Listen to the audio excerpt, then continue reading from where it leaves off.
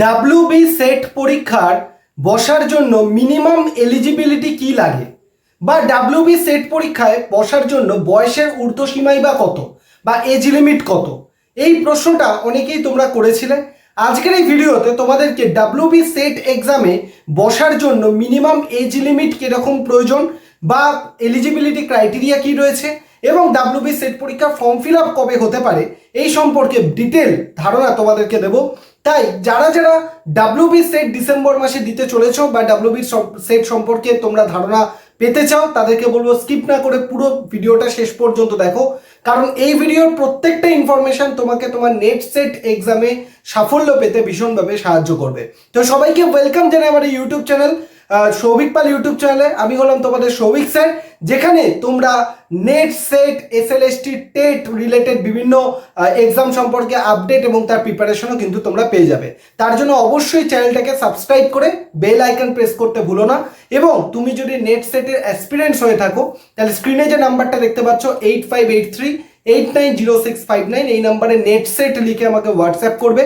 আমি আমাদের dedicated WhatsApp group, যেখানে আমি বিভিন্ন ধরনের কখন পরীক্ষা হচ্ছে, বিভিন্ন ভ্যাকেন্সি কখন আসছে, পিএইচডি নোটিফিকেশন কখন বেরোচ্ছে, এই সমস্ত আপডেটগুলো দিয়ে থাকি। তাই সেই হোয়াটসঅ্যাপ গ্রুপে জয়েন করতে একেবারেই তোমরা ভুলো না। এবার বিষয় যেটা আসবো, যে WB set exam. WB set exam মানে হচ্ছে স্টেট লেভেল এলিজিবিলিটি টেস্ট। মানে হচ্ছে এই সেট পরীক্ষায় তুমি যদি পাশ করো, সেট পরীক্ষায় পাশ করার পর তুমি পিএইচডিতে ভর্তি হতে পারবে, এবং তার সাথে সাথে অ্যাসিস্ট্যান্ট প্রফেসরের যে ইন্টারভিউ, সেই ইন্টারভিউ তুমি দিতে পারবে। এটাই হচ্ছে সেট পরীক্ষা। এবং নেট আর সেটের মধ্যে পার্থক্য কি? নেট পরীক্ষাটা হচ্ছে অল ইন্ডিয়া লেভেলের পরীক্ষা হয়, মানে সারা ভারত থেকে যারা অ্যাসপিরেন্টস রয়েছে তারা ওই পরীক্ষাটায় বসে, যেটাকে ন্যাশনাল এলিজিবিলিটি টেস্ট বলে। আর সেট মানে হচ্ছে স্টেট লেভেল এলিজিবিলিটি টেস্ট, মানে যেখানে শুধুমাত্র আমাদের রাজ্যের যারা অ্যাসিস্ট্যান্ট প্রফেসর হতে চায় বা পিএইচডি করতে চায়, সেই সমস্ত অ্যাসপিরেন্টসটাই শুধুমাত্র সেট পরীক্ষাটা দিয়ে থাকে। এবং এটা রাজ্যের মধ্যে শুধুমাত্র ভ্যালিড থাকে। সেট পরীক্ষায় পাশ করে তুমি কিন্তু অন্যান্য রাজ্যে গিয়ে অ্যাপ্লাই করতে পারবে না। এবার প্রশ্ন হচ্ছে, সেট পরীক্ষায় বসার জন্য মিনিমাম এলিজিবিলিটি কি দরকার? তাহলে নেট পরীক্ষায় বসার জন্য যা এলিজিবিলিটি দরকার, সেট পরীক্ষাতে বসার জন্য কিন্তু সেম এলিজিবিলিটি দরকার। সেটা কিরকম?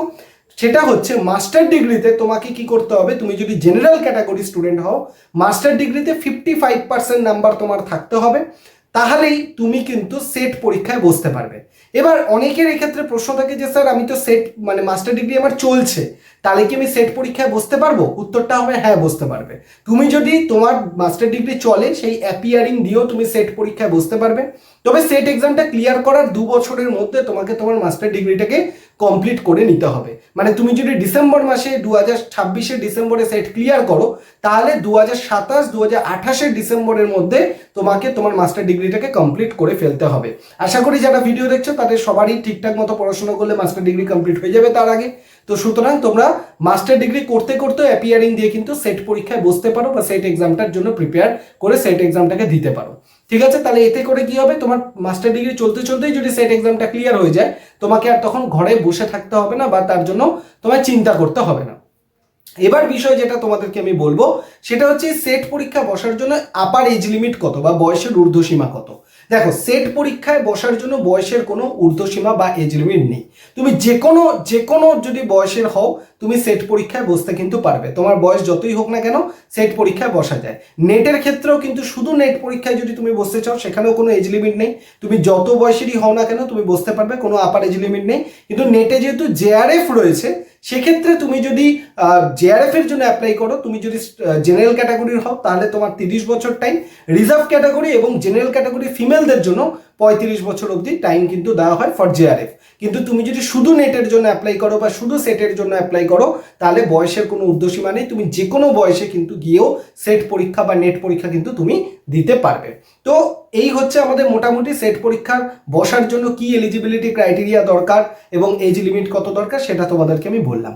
এবার বিষয়টা হচ্ছে যে সেট পরীক্ষায় আমাদের যে পরীক্ষাটা যে হবে, সেই পরীক্ষার নোটিফিকেশন কবে আসতে পারে। দেখো, গত বছরের হিসাব যদি আমরা দেখি, গত বছরের আগস্টের শেষে, একদম আগস্টের লাস্টে 30-31 এরকম করে আমাদের এসছিল হচ্ছে নোটিফিকেশন, এবং 1 মাস ধরে ফর্ম ফিল আপ চলেছিল আগস্ট থেকে সেপ্টেম্বর অবধি। তারপর ধীরে ধীরে অক্টোবর নভেম্বর এরকম করে আমাদের অ্যাডমিট কার্ড এসেছিল, দিয়ে ডিসেম্বর মাসে কিন্তু আমাদের পরীক্ষাটা হয়েছিল, মিড অফ ডিসেম্বর করে আমাদের পরীক্ষাটা হয়েছিল। তাই তোমরা যদি সেই হিসাবেও যদি দেখো তাহলে আমাদের আগস্টে এখন মোটামুটি মাঝের দিকে চলছে, তাই আগস্টের শেষ বা সেপ্টেম্বরের শুরুর দিকে কিন্তু আমাদের যে ডাব্লিউবি সেটের জন্য যে নোটিফিকেশন, সেই নোটিফিকেশন কিন্তু আসতে পারে। এবং পরীক্ষা অলরেডি আমাদের আগেই ডিক্লেয়ার করা হয়েছিল ডিসেম্বর মাসে হবে, যেটা গত সরকার থাকাকালীনই বলা হয়েছিল ডিসেম্বর মাসে আমাদের সেট এক্সাম হবে। তো সেই এক্সামেই হয়তো সেট এক্সাম হবে, হয়তো ডেটটা এদিক ওদিক হতে পারে, কিন্তু ডিসেম্বর মাসেই তোমাদের মিড অফ ডিসেম্বর করে সেট এক্সাম কিন্তু হয়ে যাবে। তাই তোমরা যারা যারা সেট এক্সামের জন্য প্রিপেয়ার করছো, এখন থেকে তোমাদেরকে প্রিপারেশনটাকে জোর কদমে করতে হবে। এবং এর জন্য কি কি সিলেবাস রয়েছে, সেট এক্সামের কি সিলেবাস রয়েছে, সেট এক্সামের প্রিপারেশন স্ট্র্যাটেজি কি হওয়া উচিত, কোন কোন পেপারকে বেশি করে পড়া উচিত, কোনটাকে কিভাবে স্ট্র্যাটেজিটাকে দেওয়া উচিত, এই সমস্ত বিষয় নিয়ে যদি তোমরা জানতে চাও তাহলে অবশ্যই ভিডিওটার কমেন্ট সেকশনে তোমরা জানাবে।